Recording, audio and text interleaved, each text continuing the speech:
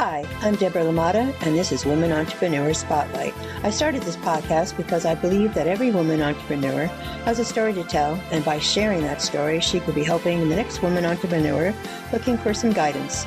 So tune in, get comfortable, and enjoy the series. Hi, and welcome to Women Entrepreneur Spotlight. I am so excited tonight to have Elaine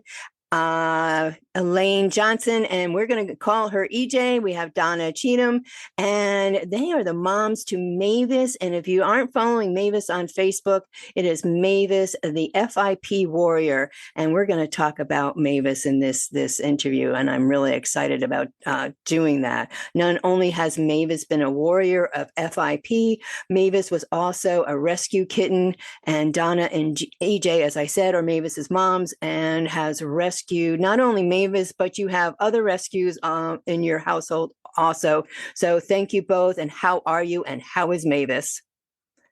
We're good. Maevis is doing great.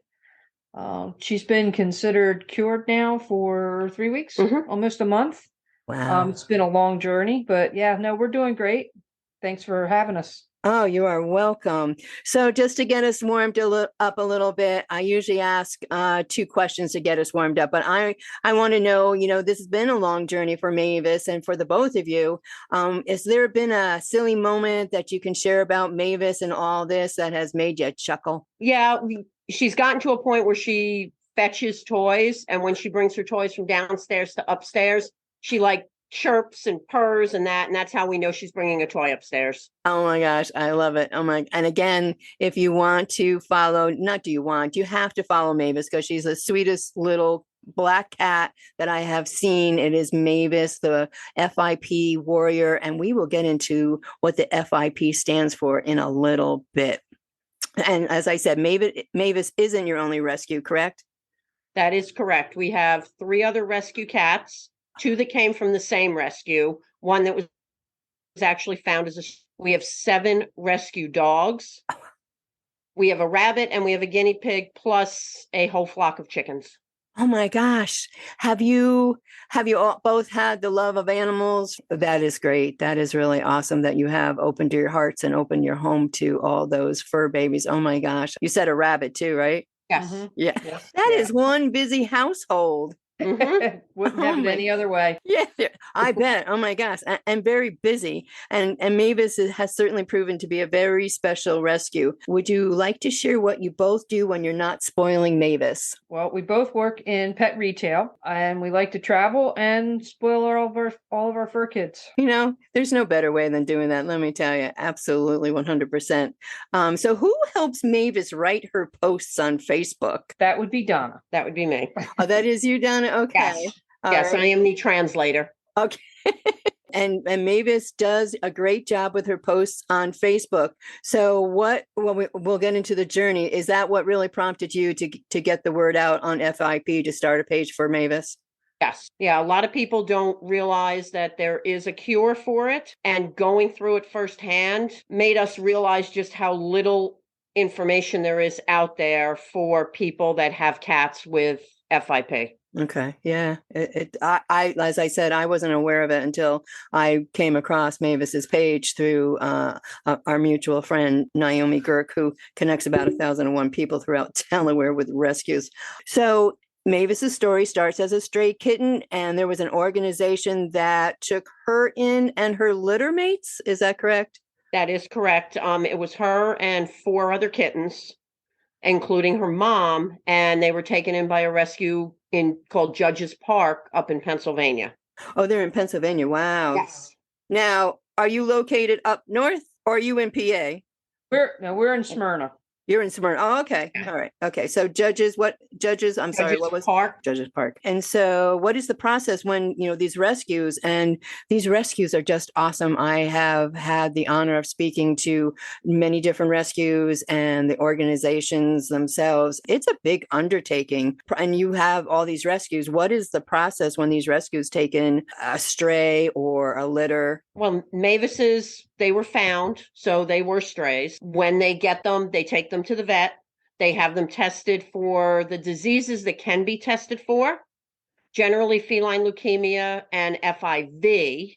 FIV, right. Okay. Yes. And then they're generally vaccinated as long as they're healthy at that point, and the moms are spayed or neutered. And if the kittens are old enough at that point, they're also So, spayed or neutered. which is very, very important. Having these rescues do that, and I talk about this part of it also, does take money. And we'll get into another organization that does do that, raises the funds for the different spay and neutering, and for as the FIP for Maevis also. So once the rescues have been checked out by the vet, what happens from there? Then if they were strays, they're placed in foster homes to acclimate them, to get them used to living indoors, to get them used to other animals, and to monitor them, make sure that they're healthy, make sure that if they like other cats, then they're placed in a home with other cats. If they get along with dogs, then they're placed in homes with dogs. But a lot of it has to do with the socialization. There are cats that prefer quieter households. There are kittens like Maevis and several of her litter mates. They adore being around kids. They adore a busy household. Aww. So the fosters get a feel for the personality. And that's important also, because you then have somebody that lets you know that, the kitten or a puppy gets along with this, it doesn't get along with that. There's a less chance of, and it does happen. And I understand, want it to happen, but I know that rescues that have been adopted are brought back because either something has happened and you wouldn't know it until they were placed in that home. But having the foster parents is a tremendous help, I would think. Yes. And then I have a question that when they are being tested for the FIV and leukemia, are they testing for FIP?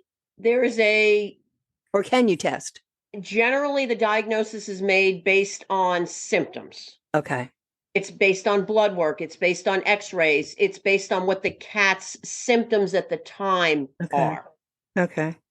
So there's not a conclusive test for FIP at this point because there's two forms of it. Oh, okay. Getting this word out about the FIP is then twice as important if there isn't a test and most people aren't aware of it. Correct. Okay. All right. So were you looking to adopt another fur baby when you adopted Maevis? And you adopted a second cat also along with Maevis, right? We did. We did. We adopted two black kittens at the same time. And the reason for that is just like with dogs, cats and dogs that are black are the least adoptable animals, whether it's a dog sitting in a shelter or it's a cat sitting in a foster. They're looked over. They are. Absolutely. And again, to look at that sweet face, I don't know how, and I'm so glad you didn't look over her. It's really hard. She does. She just has the sweetest little face, and she looks mischievous. And so I'm glad, and I'm glad she has such a great home. I know you said you have the other fur babies at home. One more time, you have 7 dogs. Mm-hmm. 7 dogs, a total of 4 cats. Okay. A rabbit, a guinea pig, and chickens. I love the chickens too. Oh my goodness gracious. So when were you able to bring Maevis home? How old was she and her sister brother that you brought home? Yeah, she was 10 to 12 weeks old. Oh, and it was another female, so we took the 2 females. Okay. And it's easier when you're introducing a cat into the house to introduce to. Whenever we bring a new animal home, they're kind of quarantined. Not necessarily for illness, but to acclimate them into the family. Okay. So when you're acclimating 2 of them together, it makes it much easier than one being by itself, maybe in a bedroom. Some people use, bathrooms and that kind of stuff to acclimate them and get them used to everybody else. Right. I have heard of that. So why not the 2? So when did you start realizing there was something with Maevis? Probably about day 2 or 3 that we had her. I had said to her, I don't think she's eating as much as Celeste, who is her sister. And, we already, when we had made arrangements to adopt her, we had already set an appointment for the following Friday after we picked her up. We picked them up on a Saturday, and we had an appointment already with our vet, Companion Animal Veterinary in Middletown, for a wellness check, because anytime you adopt, you need to introduce your new pet to your vets. And I think it was about Tuesday or Wednesday, we were like a little bit concerned. So, but we already had the appointment. So we were like, well, we'll just wait it out and see how she does on Friday. So she was not eating, didn't seem to have as much energy as Celeste did. And then we took her into the vets on Friday morning. Oh, wow. And tell us what the FIP stands for. It's feline infectious peritonitis, which is actually feline coronavirus. And it is not the human coronavirus. It is not. No. It is not the human coronavirus. Right. Okay. Yes, because I know people hear that word and don't hear anything else. So it is a feline virus. Can you tell us what FIP is and what it is not? There's two forms of FIP. There's the wet form, which generally consists of fluid in the abdomen, fluid in the chest, that is making it very difficult for the animal to breathe. Very similar to human coronavirus. Okay. You know, we learned over the last couple of years a lot of the symptoms for that and a lot of the reasons why we lose people, because they can't control the fluid, they can't control the breathing. Wow. And the dry form actually forms masses of the actual virus. It can be in the brain, can be in the eyes, and it can affect other organs. It can affect the liver, can affect the kidneys. So they're both dangerous forms. There's no safe form. If I had to choose to treat one or the other, I would probably choose to treat the wet form, which is what Maevis had. Right. Because you can see everything. If you take an x-ray, you can see the fluid in her chest. Wow. You can see the fluid that builds up in their abdomens. And not that it's easier, but the vets can go in and they can drain that fluid using a large gauge needle and a syringe. Those masses, unless you're doing a high resolution scan, you're never going to see them unless it affects the eyes. And there's a lot of cats where the eyes are affected. So that it almost looks like a feline cold, but it can also affect their direct vision. There can be ulcers on the eyes and that kind of stuff. So again, I personally, the wet isn't easier to cure, but it's easier to find. Okay. There's also blood work involved.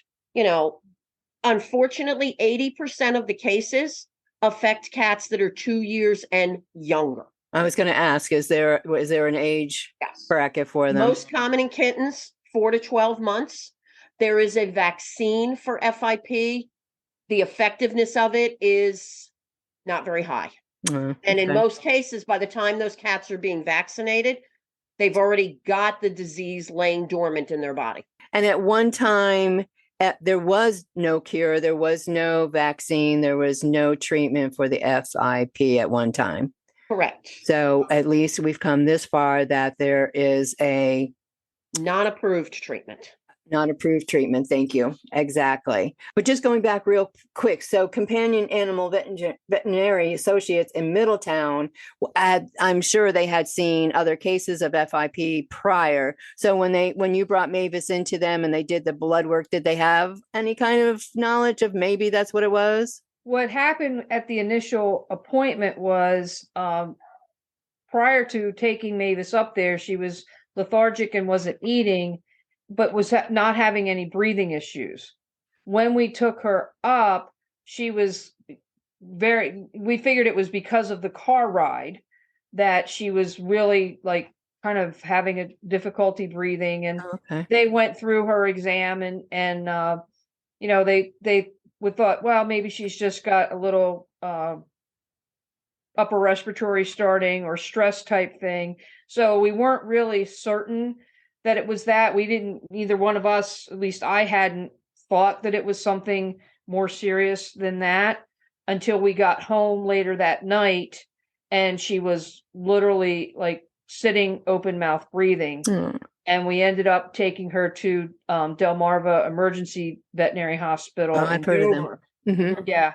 And it was there that on the way there, we had been in contact with Darian Gregg, who was one of the vet techs that worked at Companion Animal, and Lisa Renee, who has a cat rescue up in Connecticut, that Donna was in touch with them. And they said, yeah, it sounds like it could be FIP, and had already that's when she was dealing with that. I was driving the cat, driving, and she was dealing with that.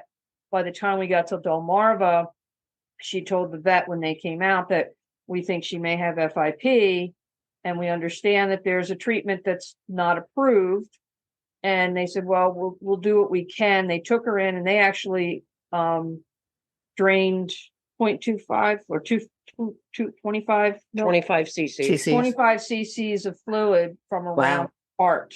That's a lot for a little kitten. That's a whole lot. And they said that she immediately went from looking like she was ready to die to, oh my God, I can breathe. I'm a kitten. I'm running around inside the oxygen tent. She wanted food. She was, the vet came out and said that it was like instantaneous. Wow. And that's really the beginning of the journey, was right there. Yes. And so why don't you walk us through from that? Because it's a long journey. This is not an easy one. This was a long, expensive journey for you. Well, as we were in contact with both Darian and Lisa, Darian has a cat called Haku that had been treated for FIP. Okay. It was successful, so she knew who to contact. Okay. Now, unfortunately, we are not one of the countries that this treatment is approved. So the vets cannot really recommend it. They can tell you where to look. Okay. There are several groups on Facebook, and that's the way most of us find the treatment. And that's the way most of them are organized. They're organized through Facebook groups. Okay. There are veterinarians involved. There is a study going on at the University of California to study this treatment. It is approved in other countries. It's just not approved here. Mm. Unfortunately, we tend to be, you can look at it like maybe we're more thorough, or you can look at it maybe we're a little bit slower to approve treatments, especially based on the type of drugs that are being used. So, the vet can't say, go ahead and do this, but the vet can say, there are groups out there that will help you. Well, at least they do that, and that they still want to help whatever way they can. So Very lucky to have vets that are willing to work with these groups. Mm-hmm. He is getting the animal started on the treatment, which can either be injectables or can be pills, as soon as possible. Okay. In our case, it was the next morning. We got the ball rolling that night. We got in touch with people. This was 11 o'clock, 12 o'clock, 1 o'clock in the morning. And these people on the FIP Facebook groups were willing to talk to us, were willing to let us know where we could find the needed medications. Wow. We were very fortunate that there's a local person here in Delaware that happened to have some of what they call the dry treats on hand. Nice. And they were able to meet us the next day with those treats. Now, this is where it gets very expensive, because our initial dosage was not very big because she was a small kitten, but the initial outlay was $200. Wow. And unfortunately, because it's not an approved treatment, you cannot use things like care credit. You cannot use your credit card. So we had already been probably $2,000 in at that point because of the diagnostics. Oh, yeah. You have care credit, and if anybody out there needs an additional way to pay for treatments with their animal, go care credit. Yeah, that's what I've heard. I mean, it's a huge benefit. Yeah. Insurance wouldn't cover it. So if we had signed her up for pet health insurance, number one, it wouldn't have been in effect yet. And number two, it's not going to be covered. It's going to cover. No. So we got in touch with the woman that was local. She got us the initial dosage. We started her on it. They advised us through the Facebook group what we needed to do. We needed to keep weights every single day. We needed to do temperatures. We needed to measure how much she was eating, how much she was drinking. Is she using the litter box? And that journey, that original journey, is an 84-day journey. 84 days. Yes. Wow. Of medications at the exact same time every single day. Is there a reason why it has to be the exact time every day? Is it time released, or? It has to do with the medication. Yes. Okay. You can't, if you want to change a time, like, maybe 6 o'clock in the morning isn't working and we want to go to 8. It's a process to get them to that time change. So we were able to pick a time. We chose the dry medication because we were still traveling for work. We had vacations sure. planned, and it was just easier for our house sitter to handle it that way. Sure. Thankfully, Maevis was great. Little bit of what we call a churro. It's a kind of a liquidy sort of a cat treat that almost looks like a child's Go-Gurt. Put the treats in there. She would lick it up and never knew what she had. Oh my gosh, she's too cute. But with the injections, it stings at the site. Ooh, of course. People will say that it can be more effective. Maybe it is. But then you always need somebody to help you in most cases because somebody needs to hold. Right. Somebody needs to do the injection. And Right. you need to change the place that you do Yeah. the injection every day. Yeah. Cat becomes like a pin cushion. And would it have been 84 days of shots? Yes. Yeah, that's a lot for everybody. Absolutely. So the Yeah. treats are working. Yeah, they worked perfectly. She had one time where she really wouldn't start to eat again. She was lethargic. She lost a decent amount of weight. She was up to like 5 or 6 pounds. And within 3 or 4 days, she was back down to like 4 or 5 pounds. Fortunately, again, having a relationship with a local vet, we were able to get an appetite stimulant Oh, wow. that actually goes right on their ears. Really? It's just a little like paste. You put it right on the cat's ear, and generally within 12 hours, their appetite is stimulated, and she was back on track. The other thing is we did it monthly, blood test, blood chemistries, and CBCs. And again, there's another expense. Now, fortunately, we could use our care credit for that because it can be done at the vet. Okay. All right. So part of it. But every time we needed treats, we either needed to like wire money, or I was able to do it through, like one of the cash apps. Right. Right. But a lot of those, if you don't have a credit card attached to it, then again, it's money out of pocket. Wow. Yeah. So all told, we were in for the entire thing about $5,000. Wow. Yes. Wow. Between the visits, and I mean, our vet was wonderful. When we needed to take her in, they only charged us for the blood work, and they would do a quick exam. How is she doing? What do we need to do? What do you need on hand? And that is key, having a vet that will accept this treatment, not one that goes, well, it's not recognized, so I can't do anything to help you. Yeah. Yeah. Absolutely. Absolutely. Yes, I agree. Pharmaceutical is a whole nother story, either with humans or with, fur babies, and then doctors who are in business for the money versus why they should be in business and what they're in business for. So absolutely. Oh my gosh. So 84 days in total, $5,000, and she is now considered cured. Yes, but it's 84 days of treatment.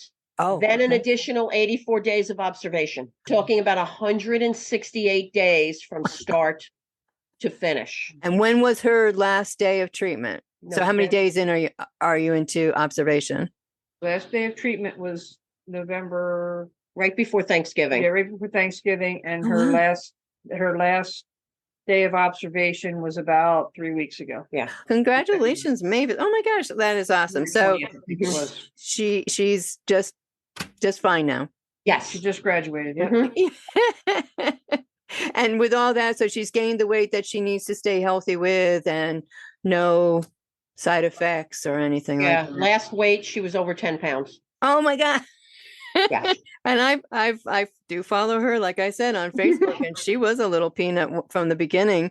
And I didn't realize that she's at a good healthy weight. Oh my gosh. That's awesome. So 84 days and treatment and 84 days of observation, and kudos to the both of you, because that is a long ride all around. So as we talked, it is an expensive treatment. Not everybody has, cash readily available. What can people do, and what are people doing for you to help offset some of that, the treatment amount? Originally, the rescue offered to help us. Fortunately, we're not in a position where we needed a lot of help. Okay. And come to find out that they did have another cat at that point from her litter that was diagnosed with FIP that unfortunately passed away. Aww. And we found that news out the same night she was in the hospital. Oh no. So she had one other sibling that was infected with it that also passed away, and two others that are fine, just like Oh, her. wow. Well, that's good. That's You good. know, so the treatment makes a difference, certainly in more than 50%. I mean, we're looking at a 50% there, but it's about 85% effective. Nice. That's a big percentage. That's a huge Absolutely. percentage. That is a huge percentage. Absolutely. So if somebody, it's so hard, you love your fur babies and you would do anything for them, but not everybody, like I said, has the cash, readily available. So who could somebody turn to help with some funding? A lot of people will start with like local rescues. Okay. They will start with, we are members of a group called Tanner's Endless Love. And I have heard of them. Yes. They're a rescue and relief organization, and they will fundraise to help people raise money. Personally, we have donated pills to people to at least get them started. Okay. We have tried to raise money. We have a fund through Tanner's called the Maevis Fund. Okay. Thankful to Naomi, who makes bow ties called Bow Tie Atticus. And yes, she does. the 15th of every month has now become the 15th of every month. That's right. FIP. And a portion of Maevis's bow ties are donated to the Maevis Fund to help with that. Even if we can get people started, because you generally see a change within 3 days. Wow. Wow. And if they can just get the treatment started, a lot of people will figure out where to find the money. Yeah, you're right about that. Absolutely. So it's Maevis, the FIP Warrior on Facebook. It's Tanner's Endless Love, which is also on Facebook. And it's tannersendlesslove.org, I believe, for their website. Correct. Yes. It is bowtieatticus.org. Naomi Girk, and they are also on Facebook, Instagram. And of course, you want to go to their website to buy the bow ties for Maevis's fund. You can buy more than one. I buy a bow tie. I said to Naomi, she should have a bow tie of the month club. Yes. Yes. Yes. She said she's working on it. I said, well, I'll be the first one because I have 4 children and they all have their own fur baby. So I've been buying bow ties for everybody. Yep. I'm now involved with a horse rescue and I plan on buying bow ties for them. So there you go. There you go. Yep. There you go. But without the rescues, without I believe it's Linda at Tanner's Endless Love. Correct. Naomi, and we could go on. People who are in this position wouldn't have the ability to say, hey, something's wrong with my fur baby. Can you help out with a fundraiser? And I can't speak highly enough or often enough that it is so important that if you can reach out to one rescue or somebody who's doing a fundraiser, it only takes a few dollars. I mean, the bow ties run anywhere, I believe, from $4 up, Right. and they're all under $10, I believe. Anyway, so Yeah, I think so. it's a little bit, and the little bit goes a long way. As we were saying, and I have said numerous times, there's the Facebook page for Maevis.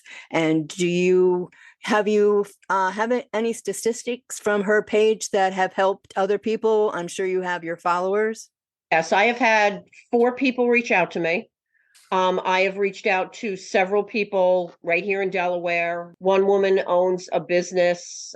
She owns a metaphysical shop, Mandy Stevenson. Okay.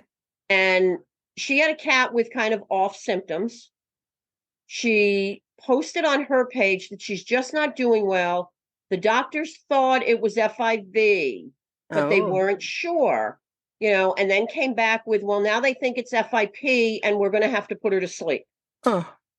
I messaged her immediately. We got her medication that we had here at the house. Wow. Get her fur baby started. Okay. Based on, the dosage that the groups gave us. She got her baby started. She was 3 days in. The cat is doing great. And oh my gosh. She should just about be finished at the end of this month. Treatment and her observation period. Yeah. It's knowledge. Knowledge is power. Absolutely. And, some people might see Maevis's page and might chuckle at it. But if you have already helped somebody with their fur baby, you have succeeded with Maevis's page. And I think that's just awesome. And Maevis, as I keep saying, is the cutest little kitten, but sharing her story, sharing your journey, can and has and will continue to help the next person and their fur baby. So, when you're passing by and you see Maevis, stop and read, because it's important. And as you said, if you don't have the knowledge, you don't know. So thank you.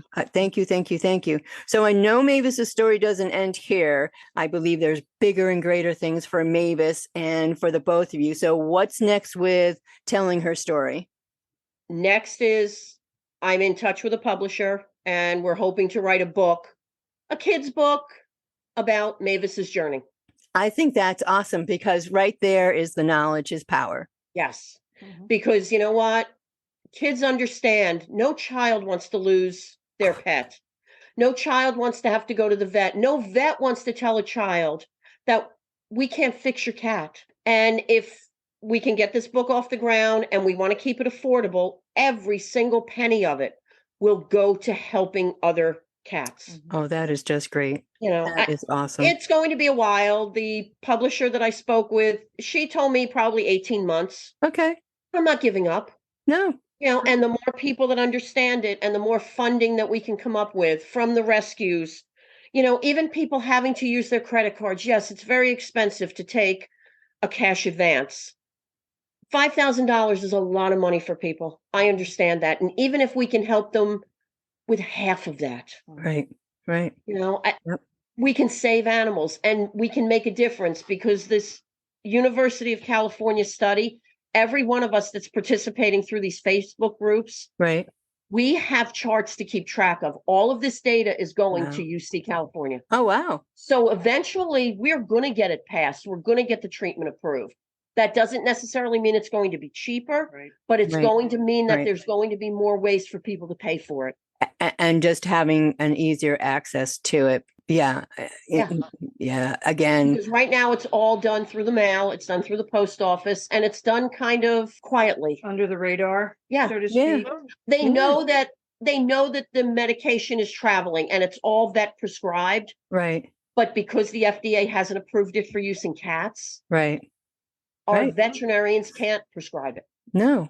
And so again, going back to knowledge is power, asking the questions and just, exploring every possibility before you decide that you're going to lose your fur baby is so important. Exactly. Right. Yeah, absolutely. So I have to ask the question, is Maevis excited that you are writing a book about her and her extraordinary journey? Of course she is. Yes. Of course. She's going to have to read it before it goes to the publisher, and she's going to have to approve things. We had a professional picture done with a photographer at one of the stores that I work for at Yarn and Bone. So that's going to be her glamour shot. Nice. Oh my gosh. And she approved that one. She was okay with it. I love it. Key is not to upsetting them even at this point, because while she's considered cured, it doesn't mean that she can't relapse, not necessarily become positive again, but there's still a chance that, she can build up a little bit more fluid, or there's still a chance she happens to have a heart that lays deeper in her chest than a lot. So it lays almost on her breastplate. Wow. That's not a great thing. So we can't stress her out too much. Right. So she was fine to travel to the store. It was a very quiet area. We got the pictures taken. Nice. And they did great. The woman, her company is called Shutterbug. I'm sorry, Shutter Up. It's Shutter Up. Shutter Up. I like it. And she's fantastic. She took the time with her. There were no other animals there. And she did a beautiful job. If you go to Maevis's page, you'll see her glamour shot. Oh my gosh. Now, Shutter Up, local to Smyrna, Dover? Local to Delaware. She's a Delaware company. All around. Yes. Okay. And will Maevis be helping you write that book? Will she be right by your side? Of course. She's by her side right now. Is she there?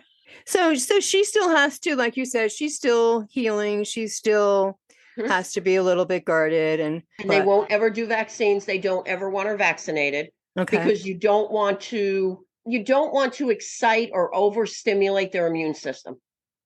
Okay. Oh, all right. I didn't know. The only thing we may have done at some point is a rabies vaccine, because that doesn't really affect their immune system. But as far as feline leukemia vaccines, Just regular leave it alone. distemper vaccines, we won't do that. All right. So what would you like people to take away from Maevis's story? Talk to people. I think key for everybody, just like we would do it ourselves, just because maybe your vet says, oh, there's no cure for this cat, ask around. I don't believe everything I read on social media, but social media brings everybody together. Absolutely. Whether you're dealing with Instagram, whether you're dealing with Facebook, whether you're dealing with any one of these groups, be dedicated. Dedicate your time to your cat. Dedicate your time to helping other people with their cats or even with their dogs. You need a commitment. You need your friends committed to helping. If we're going away, we needed a trustworthy house sitter, which we have. Jessica Awesome. Lane. She's been sitting for us for years. Yeah, we love Jess. You need funding. You need help. Yes, is it a great idea to maybe, get the word out there, let people know, care credits, your rescue groups, they're all willing to help these animals. Experience. We need people helping each other. Talk to people. Absolutely. And even if you don't know what you're looking for, when you start talking about the symptoms as somebody had done and you reached out to them, that's where everybody comes together. It takes, as you were saying, it takes a village. It takes a village. Yes, it does. We had someone from California reach out to us a couple weeks ago, and we were able to get them in touch with an FIP group out in California. Wow. Told them, UC Davis is doing a study. You need to get in touch with them. And so that's what it's all about, is just absolutely let's build bridges. So if people want to reach out to you, what's the best way to get in contact with you? Through the Facebook Maevis's page? Through Maevis's page. Okay, so that's Maevis the FIP Warrior on Facebook, and you can reach out to EJ Elaine Johnson or Donna Cheatham. And I want to thank both of you for allowing me to share Maevis's story through the both of you. I am really excited to see this little fur ball when the book is published. So I'm hoping that maybe when we get to that 18 months or sooner, we can get back together, and I would love to interview you before the book launches. Awesome. Okay. We would love that. That would be awesome. All right. So we want to thank tell me the vet's name again. Dr. Crozier, Dr. Michelle Crozier at Companion Animal Veterinary. And then you had some other people involved. We had Naomi Girk. You had Tanner's Endless Love. You had some vet techs. Darian Gregg. And our house sitter, Jessica Lane. Nice. And Shut Her Up. Yes. Shut Her Up. Thank you to everybody. And again, we're going to get back together after this. So thank you. Sure. You both have a great night. Thank you. Thank you for listening to Women Entrepreneurs Spotlight. I hope you've enjoyed this episode. For updates on my next interview, follow me on Facebook at Woman Entrepreneurs Spotlight. Until then, keep being awesome.